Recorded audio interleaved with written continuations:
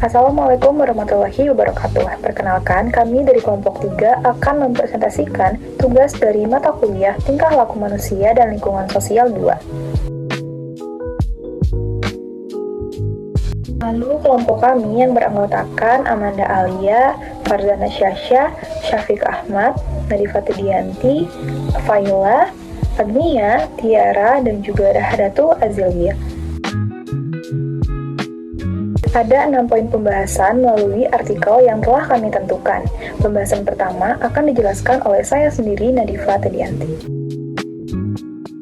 Fokus pembahasan artikel yang kelompok kami baca membahas pentingnya memahami berbagai model disabilitas dan juga prinsip hak asasi manusia untuk memperbaiki aksesibilitas lingkungan hidup, terutama di lingkungan hidup sekitar tempat tinggal kita. Ada beberapa masalah utama yang diangkat. Pertama, lingkungan fisik yang selama ini banyak yang belum ramah untuk penyandang disabilitas, seperti bangunan dan fasilitas umum yang sulit diakses. Lalu yang kedua, cara pandang lama terhadap disabilitas, seperti melihat disabilitas itu hanya sebagai masalah individu yang harus disembuhkan atau sebagai objek amal, menyebabkan lingkungan dibangun dengan cara yang tidak inklusif dan malah mengucilkan mereka. Selanjutnya, yang ketiga, peraturan dan standar aksesibilitas itu yang ada barangkali sering tidak lengkap, rumit, dan juga sulit diterapkan dengan baik, terutama untuk akses penting seperti jalan raya, taman, dan juga rumah pribadi. Lalu yang keempat, penyandang disabilitas jarang dilibatkan langsung dalam proses perancangan dan juga evaluasi, sehingga kebutuhan mereka itu sering tidak terpenuhi. Nah, akibatnya penyandang disabilitas ini mengalami kesulitan dalam menjalankan aktivitas sehari-hari, sehingga mereka sering merasa terasingkan dan juga tidak bisa berpartisipasi secara penuh dalam masyarakat yang berpengaruh langsung pada kesejahteraan sosial mereka. Nah, dengan begitu, artikel yang kami bahas ini mengajak agar kita lebih memahami permasalahan ini dan juga mendorong perubahan untuk membuat lingkungan yang lebih inklusif dan ramah untuk sekitar, termasuk penyandang disabilitas. Saya akan menjelaskan yang bagian B, itu menjelaskan bagaimana keterkaitan antara lingkungan fisik dan isu kesehatan sosial dan teori-teori apa yang dibahas. Jadi dari artikel tersebut menegaskan bahwa lingkungan fisik itu sangat menentukan perilaku manusia sekaligus isu kesejahteraan sosial, terutama bagi penyandang disabilitas. Nah, lingkungan yang tidak aksesibel ini tidak hanya menghadirkan hambatan fisik, tetapi juga membatasi interaksi sosial, mengurangi kesempatan partisipasi, serta memperkuat ketidaksetaraan. Nah, sebaliknya, lingkungan binaan yang inklusif akan membuka ruang bagi semua orang untuk beraktivitas setara, menjaga martabat, dan terpenuhi haknya.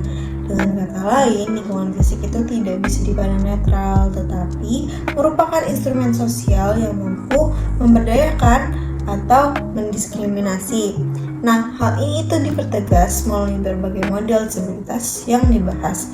Yang pertama ada model medis dan keterbawanan yang masih menempatkan disabilitas sebagai masalah individu sehingga sering mengabaikan peran lingkungan.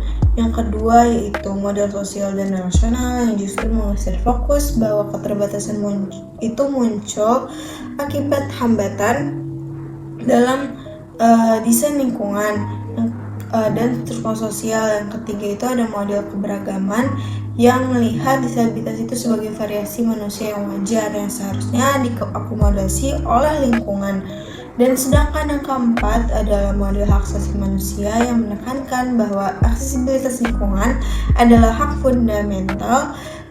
Tanpa lingkungan yang ramah, penyandang disabilitas itu tidak bisa menikmati partisipasi penuh dalam masyarakat. Nah, jika dikaitkan dengan teori kontrol, keterkaitan ini semakin jelas. Teori kontrol ini menjelaskan bahwa manusia berusaha menguasai lingkungannya agar dapat mengatur perilaku, meminimalisir risiko, dan menjaga privasi. Nah, contohnya itu seperti pagar rumah yang memberi tanda batas wilayah dan kontrol atas siapa yang boleh masuk. Namun, bagi penyandang disabilitas, lingkungan yang tidak aksesibel itu misalnya bangunan tanpa rem, transportasi publik tanpa fasilitas khusus, justru itu merampas kontrol itu. Mereka tidak bisa bebas menentukan perilaku atau aktivitas karena kendala desain fisik. Dengan desain lingkungan yang inklusif, kontrol individu terhadap kehidupan itu sangat meningkat. Mereka dapat bergerak mandiri, memilih aktivitas sosial, menjaga privasi, serta bisa berpartisipasi penuh dalam kehidupan bermasyarakat. Nah, dengan demikian, artikel ini tuh menjelaskan bahwa lingkungan fisik itu berhubungan erat dengan perilaku manusia dan kesejahteraan sosial. Bila dihubungkan dengan teori kontrol tadi, maka semakin jelas bahwa aksesibilitas lingkungan itu menentukan sejauh mana seseorang dan mampu mengendalikan hidupnya. Lingkungan yang ramah dan berbasis hak asasi bukan hanya memfasilitasi mobilitas fisik, tetapi juga memperluas kebebasan, kesempatan, serta kualitas kehidupan sosial bagi semua orang. Penjelasan pada poin sebelumnya menunjukkan bahwa lingkungan fisik yang diskriminatif dapat memperkuat eksklusi sosial dan membatasi partisipasi. Sedangkan lingkungan yang inklusif justru mendorong partisipasi penuh serta penghormatan terhadap hak asasi manusia. Jika dikaitkan, hal itu sejalan dengan teori kontrol menurut Hutchinson yang menekankan pentingnya kemampuan individu untuk menguasai, mengatur lingkungannya demi menjaga kenyamanan serta privasi mereka.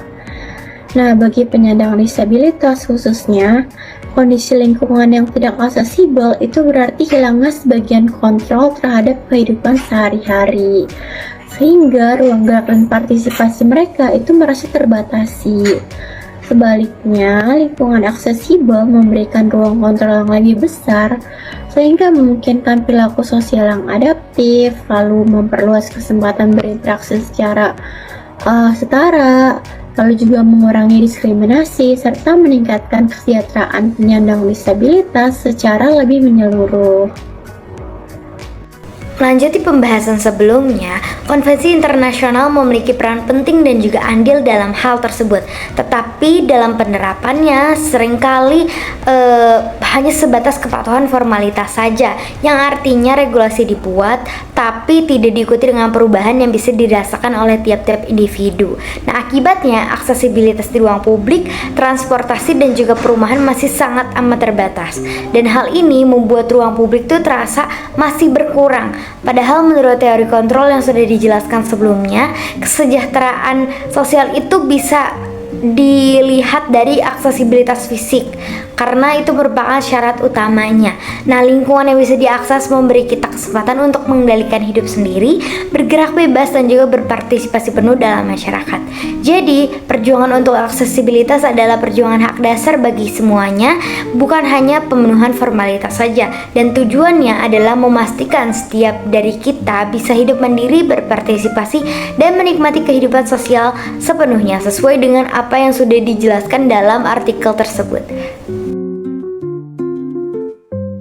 Sekarang saya akan menjelaskan mengenai 10 konsep yang saya dapat di artikel yang sudah saya baca dan teman saya. Oke, yang pertama itu ada built environment. Nah, built environment ini adalah segala sesuatu yang dibangun manusia, baik itu bangunan, jalan, ruang publik dengan fungsi sosial dan politik, bukan sekedar infrastruktur. Selanjutnya, ada model sosial disabilitas. Nah, model sosial disabilitas ini dilihat sebagai hambatan sosial, baik itu lingkungan dan sikap, bukan kondisi individu tertentu. Selanjutnya, nomor 3, ada human rights law. Nah, human rights law ini memfokuskan pada hak disabilitas harus tercermin dalam aturan dan standar lingkungan. Yang keempat, itu ada konvensi hak-hak penyandang disabilitas CRPRD. Konvensi internasional yang melindungi hak disabilitas seperti Australia wajib menerapkan dalam hukum. Nah, yang kelima, ada performance based assessment. Performance based assessment ini menilai hasil aksesibilitas lingkungan, bukan hanya kepatuhan standar teknis saja. Terima kasih.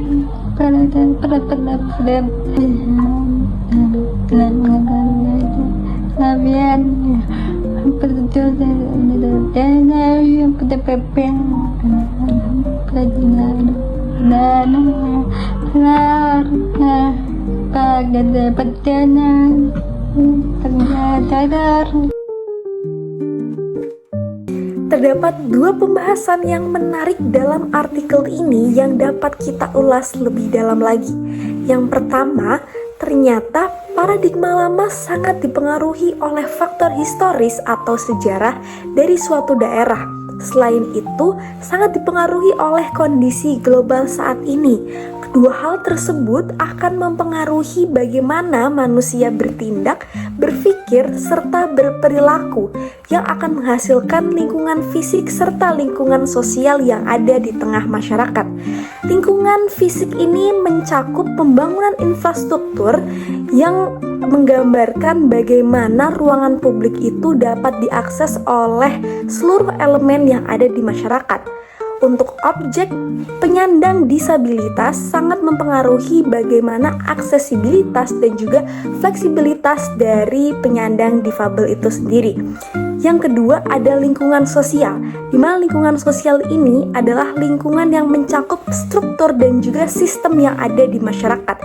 Hal ini mencakup bagaimana penyandang difabel ini dapat diterima dan juga dapat mendapatkan kesempatan yang sama. Yang kedua, tantangan terbesar bagi seorang penyandang disabilitas bukan berasal dari faktor internal atau dirinya sendiri, melainkan berasal dari faktor eksternal yang dijumpai dari lingkungan sekitar, yaitu masyarakat ataupun kebijakan publik dari suatu negara, di mana sejauh ini kebijakan publik ataupun bagaimana masyarakat itu memandang penyandang disabilitas ini masih dinilai diskriminatif serta menindas, sehingga akan mempengaruhi bagaimana kesempatan hidup serta aktivitas dari penyandang disabilitas ini sendiri.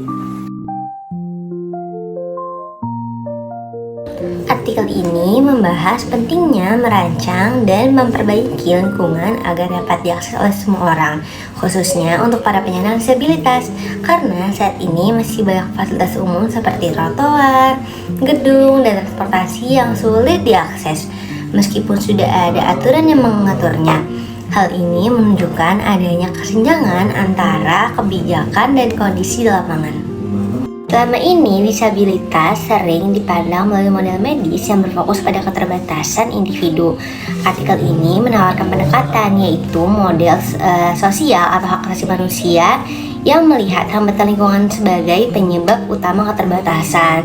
Jika lingkungan dibuat inklusif, penyandang disabilitas dapat berpartisipasi penuh dalam kehidupan di sosial.